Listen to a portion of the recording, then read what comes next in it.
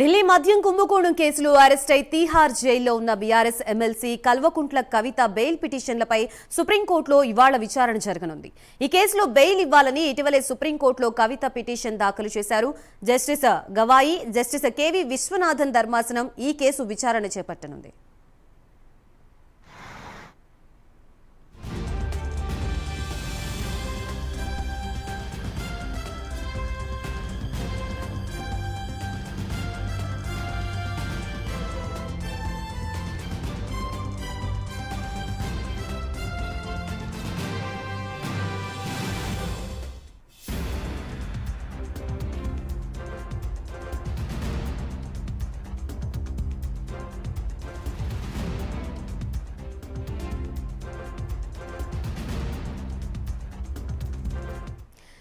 ఢిల్లీ మద్యం కుంభకోణం కేసులో అరెస్ట్ అయిన కల్వకుంట్ల కవిత బెయిల్ పిటిషన్ పై ఇవాళ విచారణ జరగనున్నట్లుగా తెలుస్తుంది. ప్రస్తుతం ఇదే అంశానికి సంబంధించి తెలంగాణ ఇన్పుట్ ఎడిటర్ రాజేందర్ సిద్ధంగా ఉన్నారు. రాజేందర్, చెప్పండి.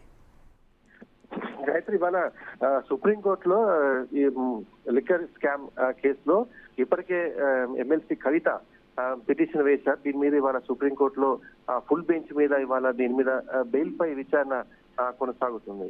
అయితే ప్రధానంగా ఇక్కడ ఇప్పటికే తిహార్ జైల్లో ఈడీ అదేవిధంగా సిబిఐ కేసుల్లో కవిత 150 రోజులుగా తిహార్ జైల్లో ఉన్నారు. ఇప్పటికే పలు దఫాలుగా కింది స్థాయి కోర్టులో కూడా వీళ్ళు పిటిషన్ వేసిన నేపథ్యంలో కింది కోర్టులు మొత్తం కూడా ఇవాళ బెయిల్ పిటిషన్ వేసిన వాటి అన్నిటి తిరస్కరించింది. ఇవాళ సుప్రీంకోర్టుకు ఆశించిన నేపథ్యంలో ఇవాళ ఫుల్ బెంచ్ ముందు బెయిల్ పిటిషన్ పై వాదన వినిపిస్తున్నారు. ప్రధానంగా సిబిఐ గాని ఈడీ గాని వాదన వినిపిస్తున్నారు. ఈ లిక్కర్ స్కామ్ కేసులు ఈమె కింగ్ పిన్స్ ఉన్న వ్యక్తులలో ఏమో కూడా ఒకరు ఉన్నారు కాబట్టి బెయిల్ ఇవ్వద్దని చెప్పేసి వారు వాదిస్తున్నారు. కవిత తరఫున కూడా ఇప్పటికే మాజీ అడ్వకేట్ జనరల్ ముకుత్ రోహత్గి కేసును వాదిస్తున్నారు. అయితే ఇటీవలే ఇదే అంశం మీద ఢిల్లీ డిప్యూటీ సీఎం మనీష్ సిసోడియాకి బెయిల్ వచ్చిన నేపథ్యంలో ఇవాళ కూడా ఖచ్చితంగా కవితకు వస్తుందనే ఆశలో బీఆర్ఎస్ పార్టీ నేతలు ఉన్నట్లు కూడా మనకు స్పష్టంగా తెలుస్తుంది.